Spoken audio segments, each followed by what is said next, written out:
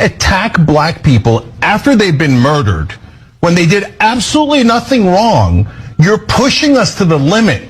And what do I mean by that? You're asking us to talk about history, the history of the South. This is in Georgia. What happened in Georgia? There were savages in Georgia. It was the ancestors of the white right-wingers. They were absolute savages. They murdered people, they lynched people, they raped people, they enslaved people. They took babies from their mothers and sold them as property. You want to talk about savages? Your ancestors were the biggest savages the world has ever seen. And so don't you dare call a black man a savage after you murdered him. Don't you dare do that. I'm so sick of African Americans being called violent when the world's worst violence was done to them, not by them, to them, not by them. For God's sake, you want to do racist stereotypes? If it fit anywhere, and it doesn't, but if it fit anywhere, it would certainly fit white right-wingers of the South, who has hundreds of years of history of being savages. Savages! They snatched babies, and they sold them as property, and they raped their mothers. Savages! That's what they were. You want to talk about stereotypes? Screw all of you who still defend that Confederacy. That monstrosity. Anyone who defends that is a barbaric savage. I've said it before and I'll say it again. White people tend to be, not always, tend to be adrenaline junkies, and they pay lots of money to do extreme sports that'll fucking kill them because they don't know what it's like to live in danger every day. So they have to go find it and seek danger for fun. And they're doing this shit to try to fulfill fantasies of being violent towards black people. That's where they get this adrenaline rush. And so they can then turn around and victimize themselves when black students say, get the fuck off our campus. Sometimes when I listen to a bunch of discourse that goes on this app, it just makes me realize that y'all will blame everything but the true three pillars: white supremacy, patriarchy, capitalism. Everybody is talking in circles. Meanwhile, they refuse to acknowledge the gigantic fucking elephant in the room. Genuinely, all of our problems stem from those three things. And until we address those three things, we will continue to talk about some 50-50 dates, some boycotting the African braiding shops, talking about the election that happened how many months ago, because y'all refuse to blame the true demons. White men. They are the people destroying this country. And nobody wants to acknowledge that. Y'all over here blaming Palestinians for being bombed and not wanting to vote for the folks that are bombing them, instead of blaming the white men that sat their stupid asses at home. Y'all talking about something, you don't want to work anymore. You want to sit at home. And instead of realizing it is because you are exhausted by capitalism, you think that a man is going to solve that issue? You don't realize that the new work that you'll be doing is the domestic labor in the home, and that still will be affected by capitalism because you will be undervalued and underpaid in your home. Y'all talking about some, oh, men don't want to be providers anymore, instead of realizing that the white men in charge have made it untenable to live anymore, to pay for dates anymore, to even live by yourself. 1-bedroom apartments are $2,000. And y'all think that is tenable for life? Men over here complaining about some male loneliness epidemic instead of understanding that their refusal to get rid of the patriarchy is the reason why they're suffering so. Y'all are diasporing yourselves down the alt-right pipeline instead of understanding a lot of these issues is because people don't have money. And because they are living in a scarcity mindset, so much so that they think when immigrants come here, they are taking the little that they already have. Instead of seeing that it's the white men that are hoarding all of the shit. Immigrants are coming here thinking that they are better than the folks who already live here, instead of understanding that the white man has shoved propaganda down your throat and you have believed it. And they're coming here and antagonizing the folks that have lived under this imperial regime for generations. Until we acknowledge these three things, we will continue to have these dumbass talking points and continue to fight on this here Beyonce Center.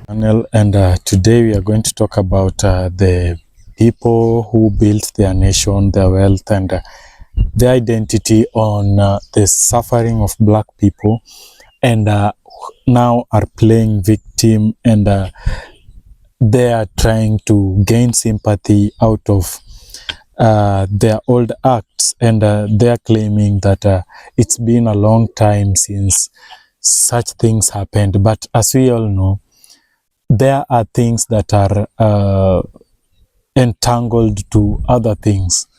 Just like one of the creators in the video will tell you, there are things that are entangled to things.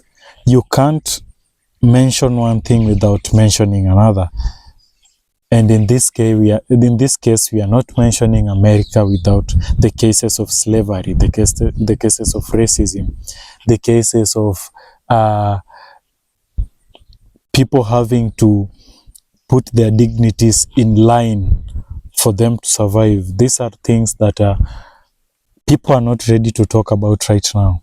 And it's sad to say so, because you don't expect to wrong somebody else, no matter how long it will take, then end up playing the victim and acting like you are the one who was wronged. Without further ado, kindly watch with me the video as we get to understand the concept of today's topic, and kindly be free to leave your comment, like, share, and continue subscribing, guys. Tune in. Let's talk about this story out of South Africa because it says everything about hypocrisy and white supremacy. A white farm owner and his workers are on trial for allegedly murdering 2 black women who were unarmed, women who were simply collecting old dairy products. And after they allegedly murdered them, they fed their bodies to pigs. Think about that for a second. They fed their bodies, human beings, to animals. The part that pisses me off the most with this is these are the same kind of people who look at black folks in Africa or America or anywhere else and call us savages. But tell me this, what is more savage than shooting 2 hungry women and then treating their bodies like trash?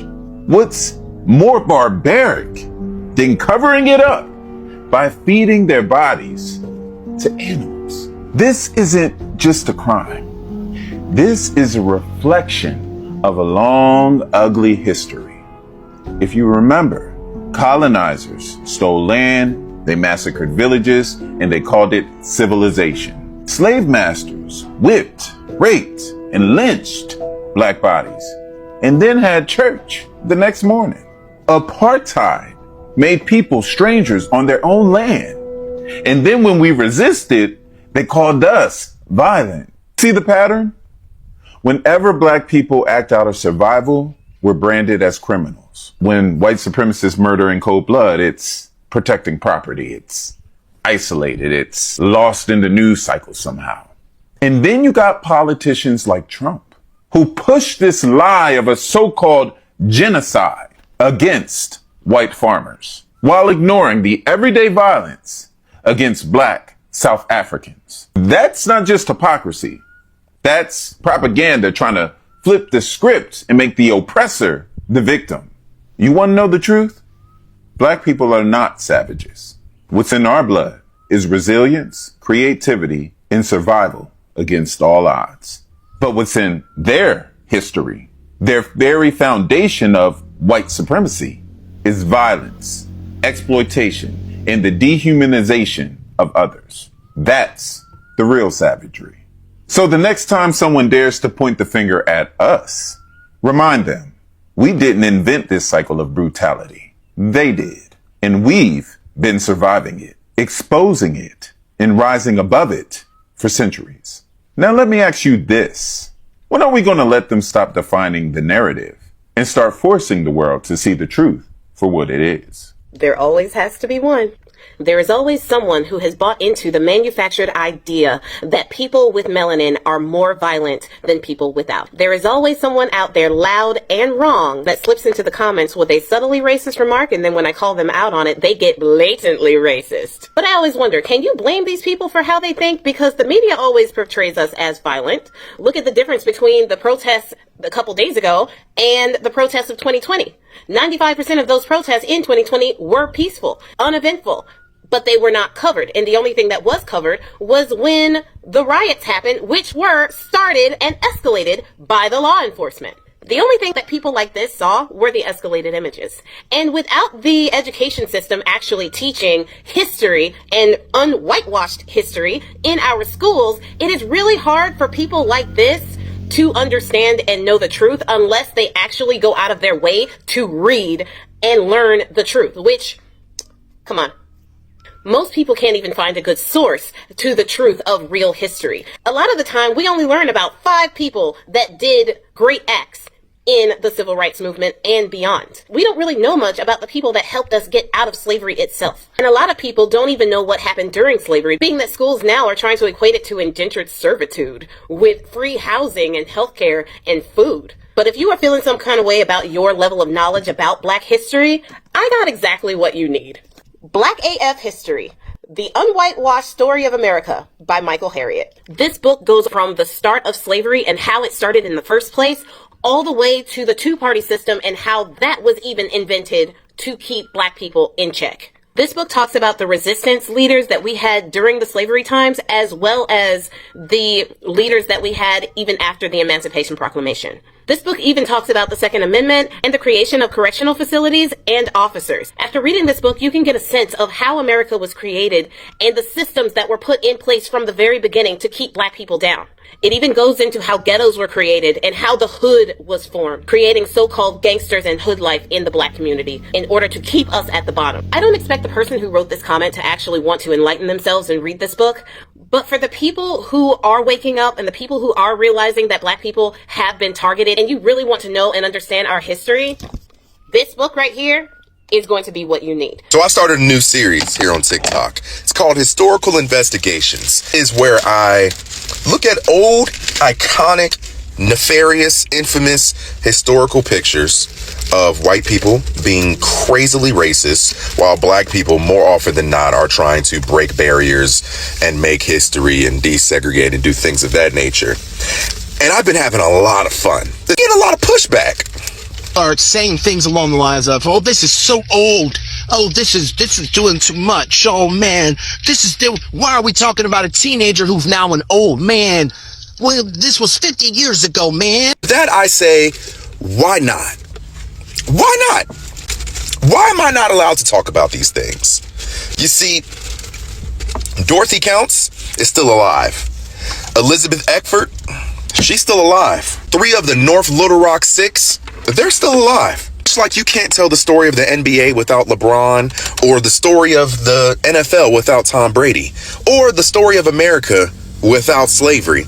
Not tell the stories of these amazing Black people without telling the stories of the white people that stood in their way. And then I get comments like this that say, "Oh, this page just about bringing clout to stuff that happened years ago." My friend, what you call clout, I call justice. Welcome back, guys. And throughout the history of America, Black people have been treated as trash. People have been treated in the most humane ways anyone could ever think of. You see, these are people who have suffered and been taken through racial segregation. They have been mistreated in all sectors, without forgetting that they are the reason as to why America is what is today. They helped in the growth of American farming. They brought wealth to families because they were the ones who were working in the longest hours. They were the ones doing most of the works in the fields. They were doing the cotton picking and farming. And with this also, it grew the textile industry. And these are among the things that managed to generate revenue for America. And they still had to endure the painful atrocities that the white man had to take them through. And it's crazy enough when now the oppressor turns out and pretends and sends the message out there that they've turned into the civilizer. It's so crazy, and it's an idea that anybody in their right senses cannot buy at any cost, because history does not forget at all. There are photos, there are literature that have exposed the way the white people mistreated the black people for centuries, and they made them look like they were less of people. And this has not changed up to date, because black people's lives are still somehow in danger, and these are people who don't have I'd say they don't have all the freedom that they need to have, because we still find cases of lynching, police brutality, racial people using racial slurs towards people, black people, even children, and there have been also mass incarcerations, and you wonder, it's been centuries, and these are people who we think that this a new era, this a new century generation, people should at least be more civilized. But sorry to say, we've moved barely a step away from the forefathers who used to do the bad things to the black people. And yet you find out that there are people out there claiming that people should not dwell in the past and try to bring up things that were already being forgotten, without putting in mind that these are things that are going on. They might not be so direct like back in the days, but they are still going on. There are many cases, most that don't get into the limelight are swept under the carpet, but those that come out are not anything to stomach, you see. So these are people who are trying to cover up the truth that most of our brothers and sisters are trying to share out there.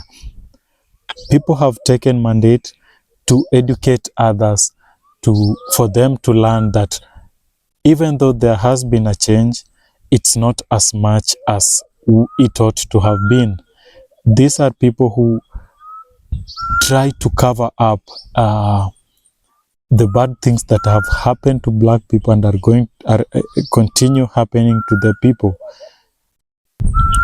And whenever black people push the emotion out there that they need the equality, they are speaking for themselves, they need justice, and they need representations around different sectors, you find the oppressors trying to make it seem like they're guilt tripping. You find the oppressors guilt tripping the black people, because they tend to say that black people are pulling out the race card, they are acting up, while they themselves are the ones that are acting and showing that and projecting their insecurities. They don't want this matter to be put out there because they know the weight that it holds. They don't want our black brothers and sisters to learn. They don't want the coming generation to learn whatever their forefathers did to the forefathers of our black brothers and sisters. And they end up trying to show us that despite the racism and the segregation they did amongst black people, they're trying to tell us that now talking about racism might be so harmful compared to the acts of racism they did or they undertook. So you trying to weigh out, people playing victim in order to get relevance or trying to hide the truth. But the good thing is that these are not the days that you could keep people quiet and make them do as you please. People will speak up. People will make it known out there that whatever you did, whether it was long a time ago or recently, if it was bad, you'll be called out for the same. If it was good, you'll be commended. But for now, since it was bad, people will talk about it. And I'm encouraging everyone out there to speak about this matter so that people will understand, people will know the weight that this matter holds.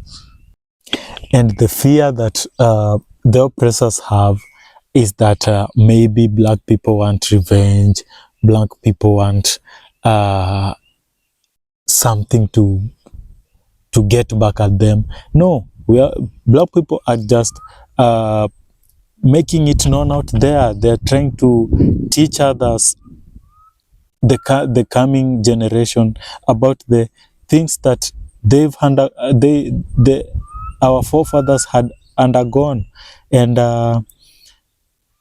its repercussions, and justice and the whole truth. Because at the end of the day, everybody needs change, but for us, we need change more, because up to now, if you ask any random black person, they will tell you they are free. They are not free enough, because it has not been proven yet that a black man is free, totally free. And without people talking out there, we wouldn't understand the weight of this matter. We wouldn't understand the weight of this matter. And black people are not the villains here. These are people who are fighting for their rights, are fighting for awareness, and they are not fighting for pity. We don't want that.